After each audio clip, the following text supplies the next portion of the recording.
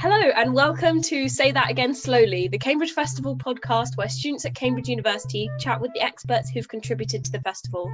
We try to pair up students with researchers and authors from very different disciplines to bring things back to basics. There are no stupid questions here. My name is Sophie Carlin. I'm a second-year undergraduate English literature student.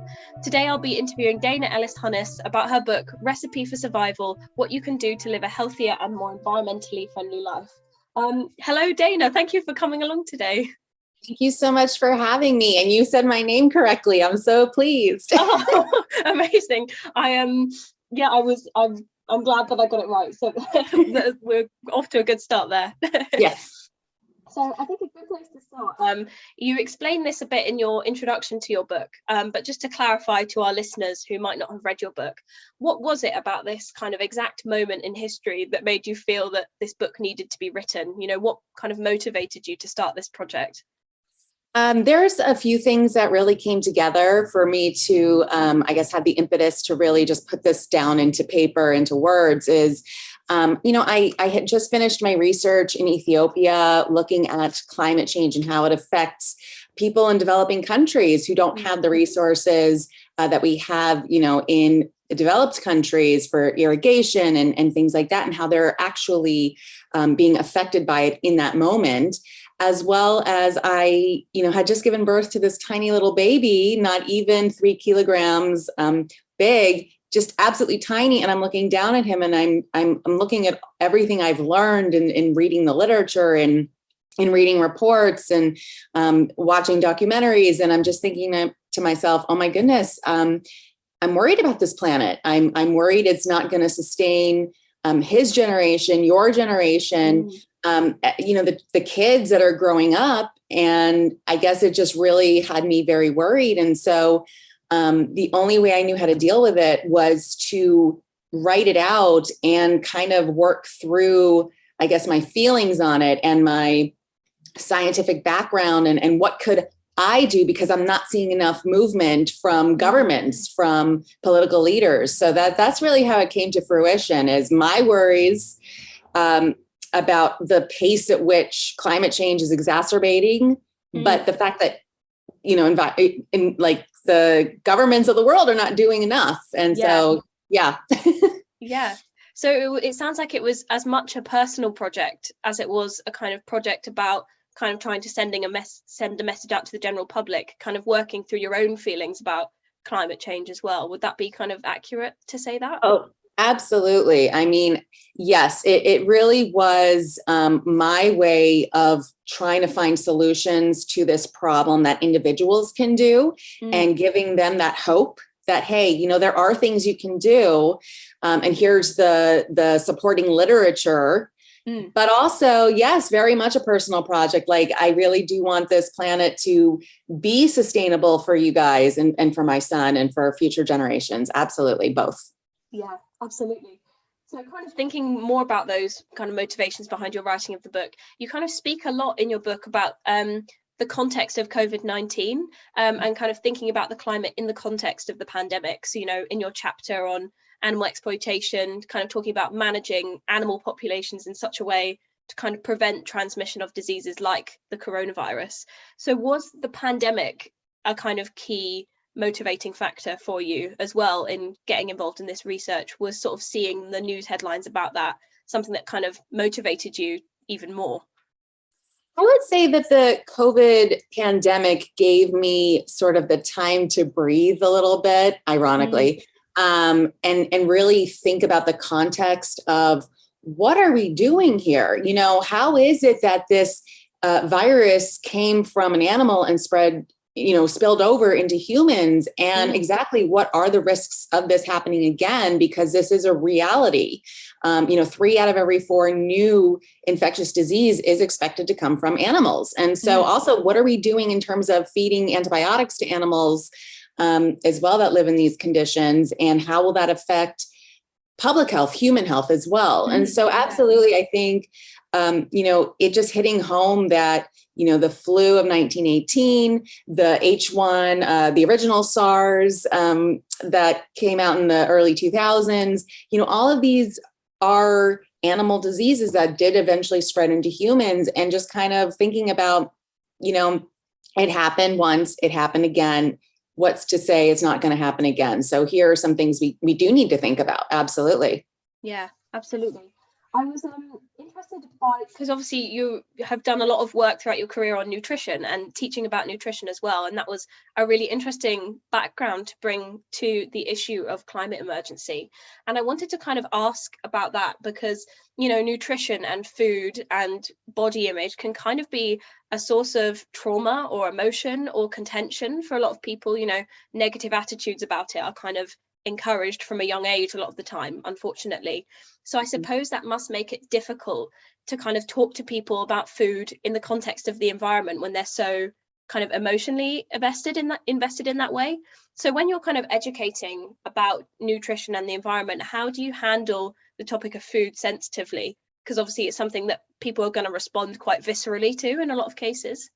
Oh, it's interesting you bring that up. I mean, even though I'm approaching 40 real soon, I look in the mirror and I look at you and I'm like, I don't feel much older than you, I know, I'm sure you get that all the time from like your parents, I don't feel like I'm almost 40, it's so bizarre how we age and yet don't really it's just it's not they don't coincide together, it seems like. But I remember those days. Of course I remember growing up and having body image issues and children or other teens saying mean things to you. That's just part and parcel, I guess, of growing up, and it's something you have to. And I think that's part of the reason I ended up in nutrition, to be quite honest, is because I wanted to understand how what we feed our body keeps us healthy, and keeps us, vibrant and feeling good. And so, absolutely, nutrition is very personal to people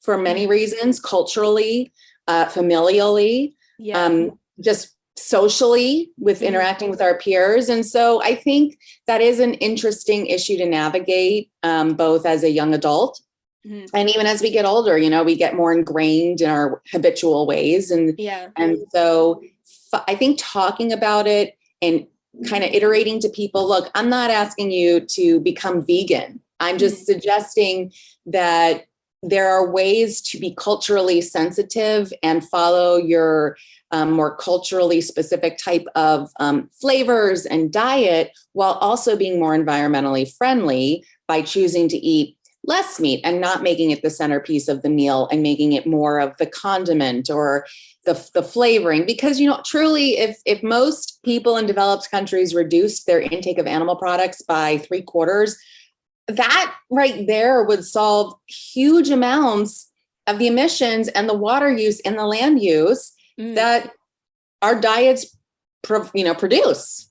Yeah, absolutely. So it's not sort of about kind of like this wholesale scrap everything that we've done so far. It's just about kind of finding out what works for people best on a very kind of individual basis. Absolutely. And that's a lot of what nutrition and nutritional science is.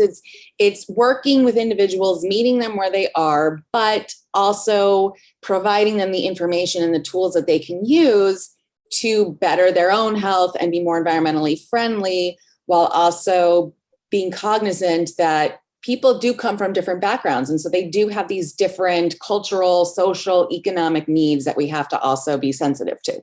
Yeah, absolutely. Yeah. So kind of moving on to kind of thinking more about the book in particular, in your introduction, I was really interested by this analogy that you gave for the earth kind of being a human patient suffering in hospital, and kind of considering, well, if a human was unwell, we would do everything we could to make them better. So why aren't we treating the earth in the same way? So do you think we need to go as far as kind of changing the language or rhetoric that we use to talk about the earth? Is that something that will get people to see the urgency of this situation, is kind of using different language to discuss climate change and nutrition and the environment? I would like to say yes. I mean, I would like to say that I hope and wish that people would understand the urgency of this without necessarily needing to humanize the planet, because I know some people will say, oh, well, you have just turned the planet into a human, like that. You can't do that. You can't turn animals into humans. We talk about that all the time. But I do also think there is this distance we place between ourselves and the planet. And the planet is a system. The planet has all of these systems, like our bodies have all of these systems that interact. Yeah. And so I do think that if people are not necessarily understanding the urgency of this with the way we talk about it now, perhaps humanizing the planet might make all the difference in the world. I'm hoping, because recently, actually I was having a conversation with my husband about this and my frustration with the lack of movement on climate change. And he had this wonderful analogy, believe it or not, my husband did. Yeah. And it was cancer.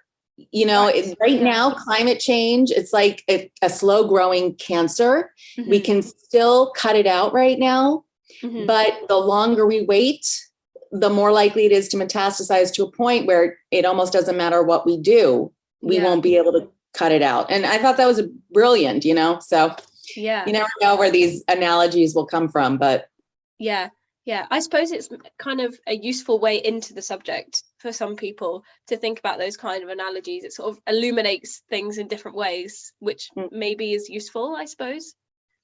Well, and the fact I think also I work in hospital, I'm a dietitian at UCLA Medical Center. So I see some of the sickest patients in the world. And I have this firsthand experience of seeing patients when they're kind of at their worst and how we can improve them with these changes. And so I can't exactly remember how I thought of this analogy. I think I might have been swimming one day, just swimming laps. And that's sort of my best time to think. Yeah. And all of a sudden it came to me and I was like, oh my gosh, I have to write this down.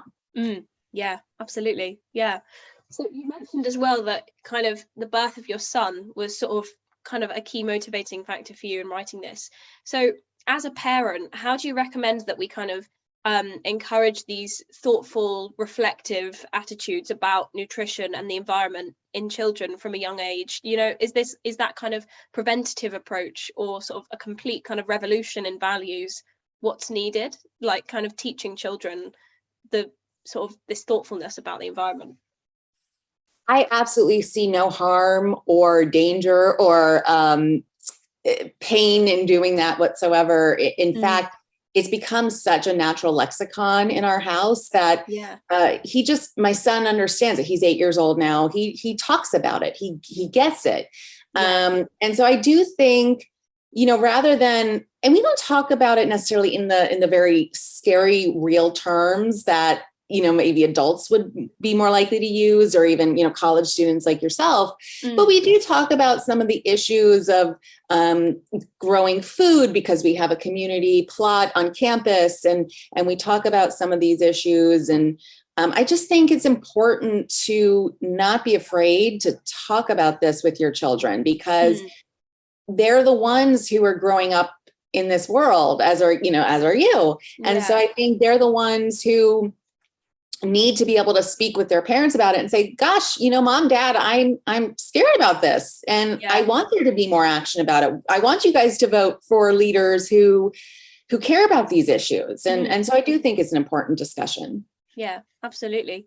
A question about kind of the process of writing this book. Did it energize you or did it exhaust you? To kind of, being armed with information about the environment is empowering, I suppose, in a sense, but also a lot of that information is shocking and terrifying and exhausting, probably. So I just wondered what the process of writing this was like for you emotionally. Oh, wow. You are full of really great questions. You're hired. No, it was all of the above. It was the first half of the book, which is sort of, this is where we are right now. This is what we're facing in the future, was very difficult to write. It was emotional. It was exhausting, as you said. It was mentally draining at times, because as I'm writing all of this and researching all of it, I'm like, oh my God, this is horrible. And then the next page, oh my God, this is even worse. And so, I mean, absolutely. It can drive you into feeling rather depressed about the situation.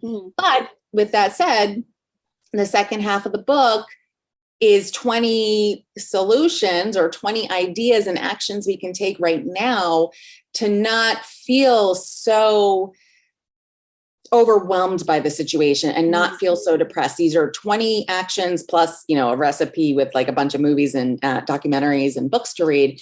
But it really is all of these tools that we can use to feel like, hey, I am making a difference. I am doing something. I'm not just sitting here throwing my hands up at the problem and saying, okay, well, if I can't do anything about it because I'm one person, I guess nothing's going to be done.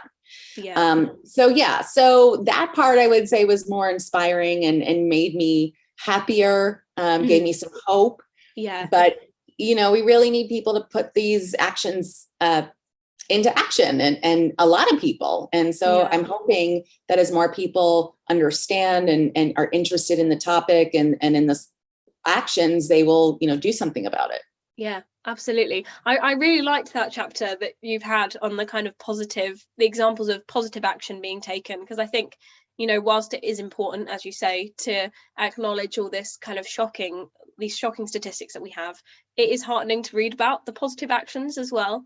And I wanted to ask you, what was the most kind of encouraging or positive thing that you learned about in your research? What kind of really heartened you when you were researching for that chapter?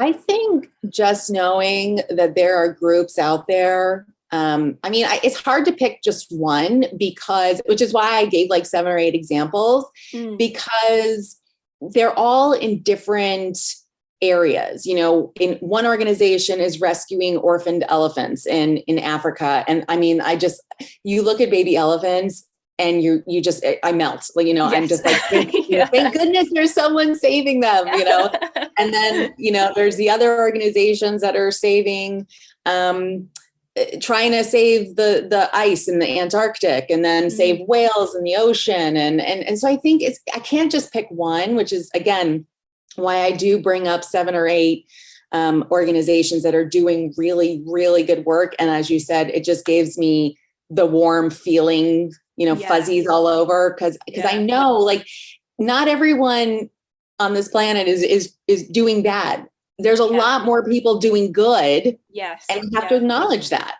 Absolutely. Yeah. Something else that really interested me about your kind of methodology with the book as well is that you used really accessible language throughout the book. And was it really important to you in kind of writing this to remove this discussion just from academic circles and to kind of make it accessible to everyone? Because, this is a problem that affects us all. Was that something that you were trying to prioritize?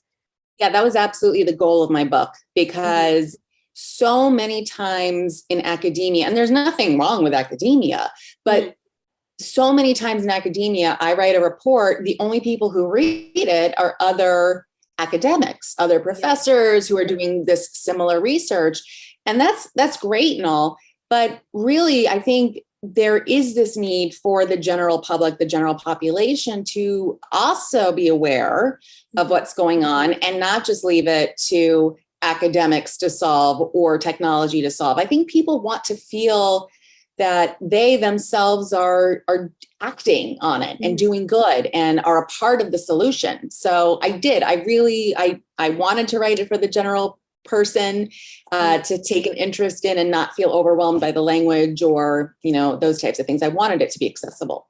Yeah, absolutely. And I kind of noticed that a bit because you use the pronoun we a lot in your introduction, like we need to think about this, we need to take note of that. Do you think that's kind of a useful mental shift to make, thinking about ourselves as a collective working together against this rather than individuals out there, fighting for themselves, every man for himself, my actions don't make a difference kind of thing? Do you think that's an important kind of attitude shift for us to have? I think so. I think it's important to understand that we are all in this together because we only have one planet, Granted, each of us has our own individual bodies, our own individual lives, and our own individual desires in life. But truly, this is our only home. And so we do need to think about it, I think, as a collective we and not he or she or they or them. This involves all of us. So I think, purposely choose the pronoun we because I did want to make it about all of us, not just about one person. It's about all of us. Yeah, absolutely. Yeah. So thinking more about your kind of academic background that you're bringing to this, and you mentioned in the book that you kind of teach a nutrition course at, for graduate students as well. And I wanted to ask you, what have your students taught you about nutrition and the environment and climate change? What have you learned from them in the process of kind of researching and teaching about this? I've learned from my students that they're very interested in these topics. They want to know more. I think there's a lot of students feel in some ways their hands are tied because maybe they just came of age to start voting, but there hasn't been an election yet, or they want to do more, but they feel like I don't know what to do.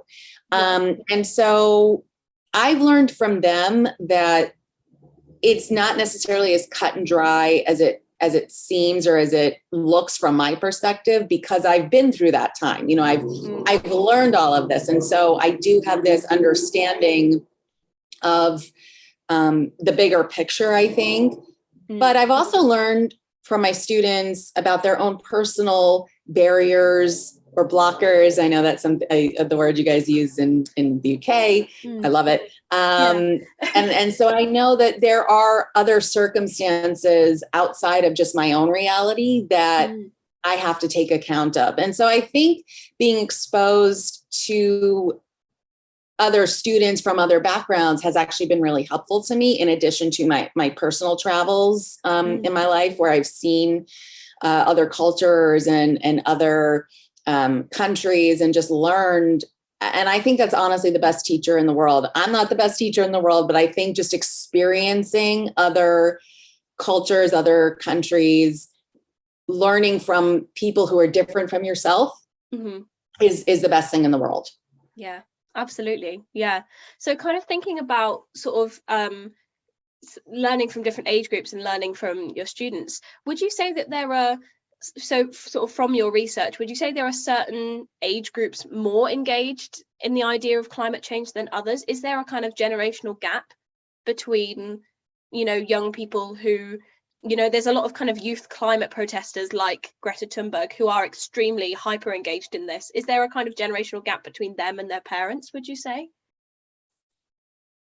I mean, I'm kind of still sort of sorting that out a little bit. I would say your age, you're in your 19, 20, 21-ish. Yeah, I'm 19.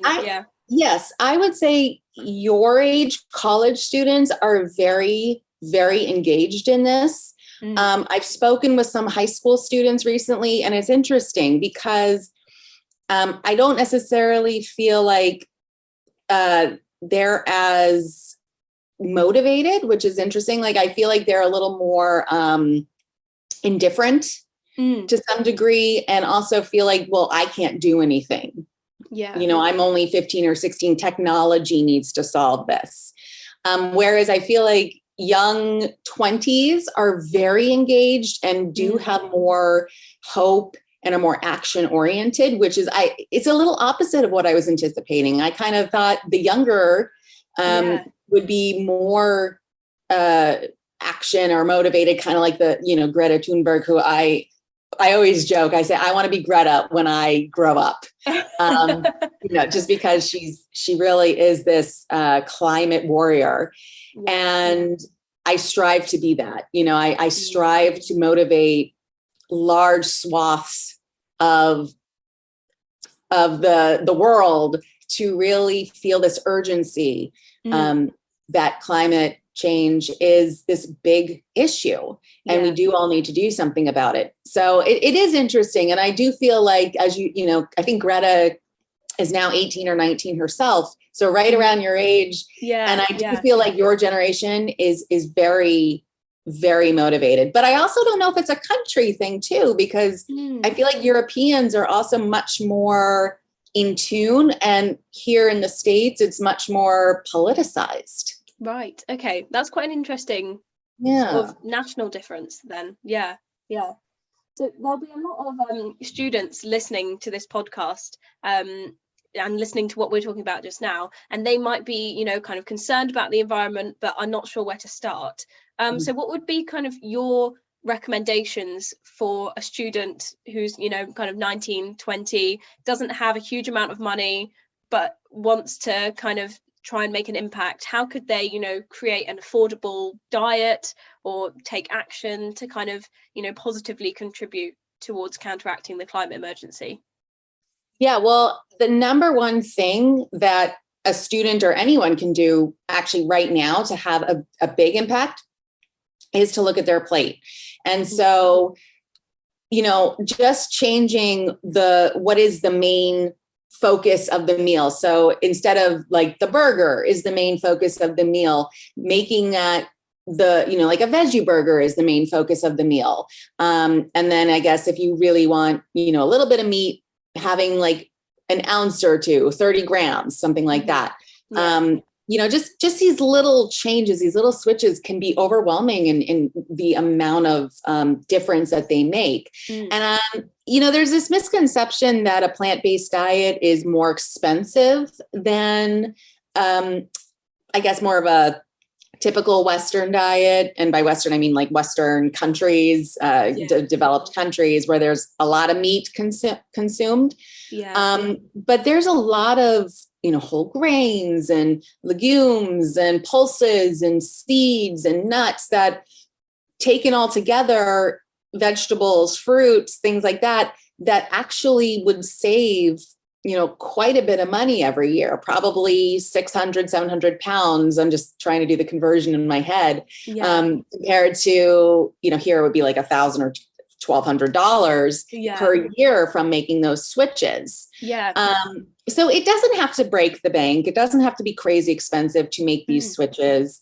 And my book does talk about some of these swaps that we can make that are not only better for our own health, but they can save some money, and they are also, of course, better for the environment. Yeah, absolutely. So kind of thinking about that sort of plant-based diet and the recommendations that you're making, I think, you know, how could we sort of change how our culture speaks about or deals with plant-based diets in order to encourage it more? So, for example, do you think, you know, restaurant menus, you know, they'll often only have like one vegan option or one vegetarian option? Are there kind of cultural changes like that, expanding the options at a restaurant, that we can make to encourage plant-based diets and make it seem, as you say, kind of accessible and affordable and healthy? I think that there are a couple ways of doing that. Number one, the consumer, if they are, you know, requesting more plant-based items, I think that provides some motivation for restaurants to make some of these swaps. So we vote every time we spend money. We say, hey, I want this item on the menu, or can you make this particular item for me? And more people are, I think, trending in a plant-based manner. And so I think restaurants are seeing these trends. And so I do think they are trying to make them more accessible. I think another thing is, if restaurants, so there's this idea of nudges and making little changes. And so if the plant-based options are listed at the top and are quite robust, so you're not just, your only choice is a salad, you know, if you have like a really nice plant-based option that will fill someone up and you have that listed at the top, people read down a menu. They don't, so they'll be more likely to choose the plant-based option. So that's another thing. And then I just think, you know, as if we don't consider plant-based in terms of like, I'm going to call myself vegan, I'm going to call you vegetarian, but look at it more as the food. I think that takes away some of the identity that people may or may not want to have. You know, not everyone wants to be considered vegan or vegetarian because they're not, or maybe they just want to focus on the food. And so I do think that's another important aspect, not necessarily feeling like we have to identify in a particular way. Yeah. I suppose that links back to what you were saying as well about kind of people seeing this as almost kind of a politicized issue in a lot of ways, which, you know, is maybe not always helpful. Is that a kind of accurate thing to say? I would say so. I mean, because I know there's unfortunately a lot of pushback against veganism. I don't quite understand it, but at the same time, I understand that if you don't want to be identified in a particular way, or you have a negative connotation when you think of that, then I have no problem if you don't want to be vegan. Just do your best, eat more plant-based meals, really focus on the food. So as opposed to, how you identify, because we all have different reasons for why we might do something. One person might go plant-based because they don't want to harm animals. Another person might go plant-based because they don't want to hurt the environment. And yet another person might go plant-based because they want to improve their health. Yeah. Yeah. Why should we judge someone and call them something or not because they're not perfect? Yeah, absolutely. Yeah.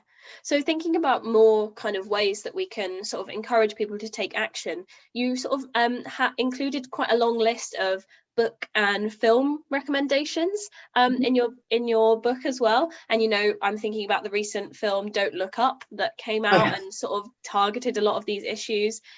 What kind of role do you think that media like documentaries and TV and film and books, what role do you think media like that has in kind of bringing about awareness of the climate crisis? Is it kind of helping or hindering, or can it have a positive impact, do you think? I think the visualization that you get from documentaries is very helpful. What takes me, a picture is worth 1,000 words. What takes me 1,000 words to explain, you can see in a picture in a matter of moments. So I do think having these visualizations and even, I dare say, dramatizations can be very helpful. They can evoke emotions that might make people more likely to act. So I think I wish there were more documentaries, more films about these subjects done. I know there's a lot of criticism about Don't Look Up, but I actually, as a climate scientist myself, I was like, this movie's brilliant. Like, I don't understand the problem with it. This movie is everything that I feel as like an environmentalist. I'm like, come on, people, we really need to work on this now. It's like that comet coming down in 6 months. But I see that there's far more room for more of these than fewer. Yeah, absolutely. Yeah. So kind of looking at the other side of the coin then, talked a lot about like what people are doing and what action people are taking. But what are the most common kind of reasons that you see for people not taking positive action against the climate emergency? Is it to do with like just wanting to bury their head in the sand, or is it related to kind of this phenomenon that we're seeing emerging called climate anxiety, where people just get paralyzed by it and can't act? What do you think is kind of stopping people from, you've outlined a series of quite specific and affordable and straightforward actions. So what's stopping people from kind of taking those actions, do you think? I think it's a little bit of all of the above. You said if I had a multiple choice question, I'd choose all of the above. But I do think there is this sense of climate anxiety and a sense in some people of this hopelessness, where if big actions are not being taken by governments or international entities, well, why should I bother? If they're not doing anything, I'm insignificant. I'm this one little person. What is it going to matter anyway? Why should I try? So I think there is some of that. But I also think that there is a little bit of wanting to depend too much on technology. And saying, well, you know what, in 10 years, technology will be here that will solve this for us. And my big thing is, well, that very well could be the case, but it could also be that the technology won't scale up fast enough. And so in the meantime, we all still need to do our part. How do we expect governments and international organizations to have the desire to act when we can't even bring ourselves to act? So it's sort of all of the above. It really, I think there's a hopelessness. I think there's a maybe anxiety, depression, indifference, kind of all of the above. But I think everyone needs to do something. Yeah, definitely. So kind of thinking about this sort of almost paralysis or doom or gloom that people feel when thinking about the environment, do you think this tactic that we often see in the news of almost like doom mongering, like exposing people to sort of high amounts of shocking and scary information, do you think that's a helpful strategy in waking people up to the climate emergency?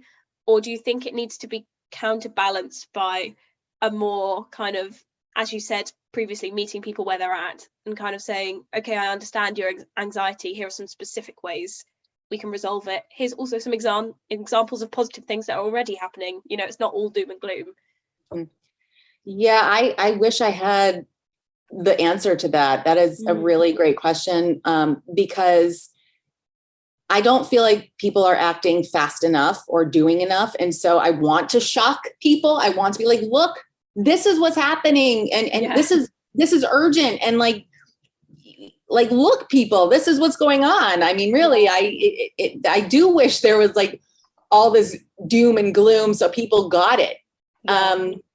But I also don't know. I'm sort of at this place right now where I feel, I'll be honest, I went through a major depression when I first started learning about these issues.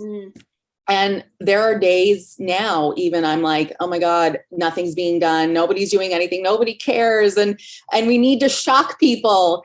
But then I'm like, but I don't know, so it's really, I don't know. I don't know what's better, to scare the heck out of people or to show them the good. I don't know. I wish I had an answer for that.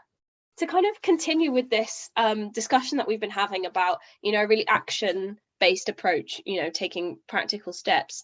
How can we challenge others or educate others in our kind of interpersonal lives about the climate or nutrition?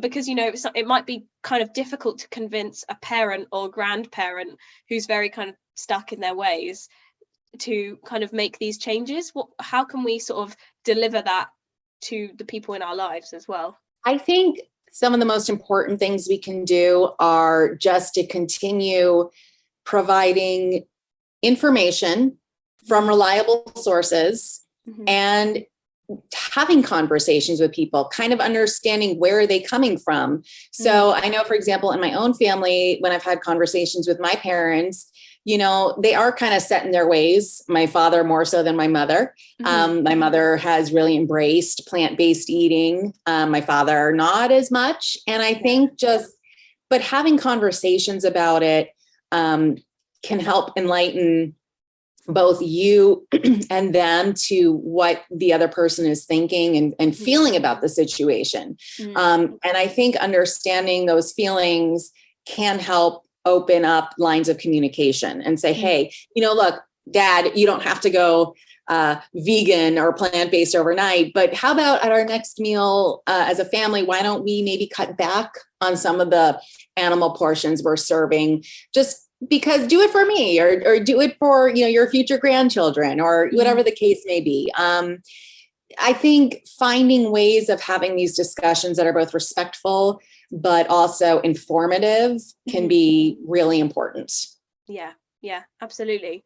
So kind of thinking more about those actions that we all kind of need to take in our lives against the climate emergency. And you speak a lot in the book about what actions you've taken personally. But I was wondering, what actions are you looking to implement next? Is there anything that you're kind of looking at and thinking, oh, I'd quite like to try that out? Or I've seen like this new sustainable clothing brand that I think looks really great. Is there anything else that you're sort of interested in trying in that kind of realm of things?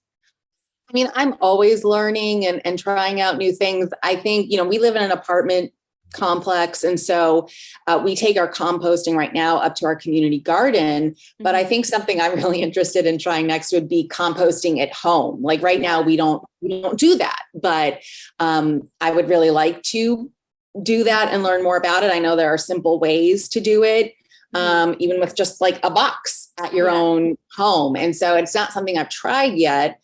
But it is definitely something I want to get more into. I'm always looking for more eco-friendly brands out there, significantly less plastic. That is always something I'm working on.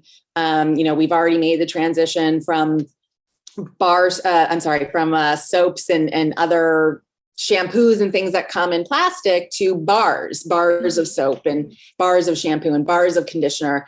And so it's just an ever going on journey. And absolutely, you know, I definitely, I mean, I almost never buy new clothes. You could ask my husband and he'd say she buys the fewest things in the family. So like, I never buy new clothes, but absolutely when I do constantly want to be looking out for eco-friendly brands, and not just greenwashing, you know, actual brands that have transparency on their website, on, you know, whatever, however we find them, so that I can buy clothes that I know are not contributing to environmental degradation. So absolutely. Yeah. Yeah, great. So just kind of one final question, really, taking it back to the reader of your book, who, you know, is ultimately the person that you're trying to sort of deliver this information to and encourage to take positive action. How would you like your readers to feel after reading your book? What would you like them to take away from this? Empowerment. I want the reader to understand the gravity of the situation, but I want them to walk away saying, hey, I just learned about 20 things that I can start doing today that actually will make a difference. Things that I can do right now in my own life that aren't impossible, that don't require the government to act on. I want people to walk away feeling like I can do this. I can make a difference. So I think that's the number one feeling I want people to walk away with after reading the book, is a sense of empowerment, a sense of this isn't hopeless. Yeah, absolutely. I guess that's kind of reinforced as well by the kind of recipe cards that you have in the book that are kind of designed to be cut out. You know, you don't want people to leave the book on the shelf, you know. Right. So as much, I mean, as much as it's not a cookbook recipe book, it is a recipe book in that it's 20 things, 20 actions we can all take. And absolutely, I did make the recipe cards at the back because I'm thinking to myself, hey, you know, not everyone's going to want to tote this fairly heavy book around. It's actually, for its size, it's actually a really heavy book. But I mean, it was surprising. But I'm like, I want people to be able to cut these out and just sort of put them around their house and say, oh, I want to try that one today. And it, you know, it's like, this takes 15 minutes and it gives you this health benefit. And these are the actions you have to take. So very, very tangible, very practical. Yeah, absolutely. Yeah, well, that is just about all we have time for today. But thank you so much for coming to speak with us. We really appreciate you kind of giving up your time and giving us all your kind of helpful and insightful advice about this. Oh my gosh, it's my absolute pleasure. And I never consider it giving up time. I consider it an investment in the future, an investment in, you know, teaching others about these important issues. Yeah, absolutely. Well, thank you so much. And thank you to all our listeners for following along with us. Make sure to follow the Cambridge Festival on Facebook, Twitter, Instagram, and YouTube for more fascinating events, and follow the Say That Again Slowly podcast for more conversations with experts on body image, time travel, aliens, counter speech, and much more. Thanks very much for listening.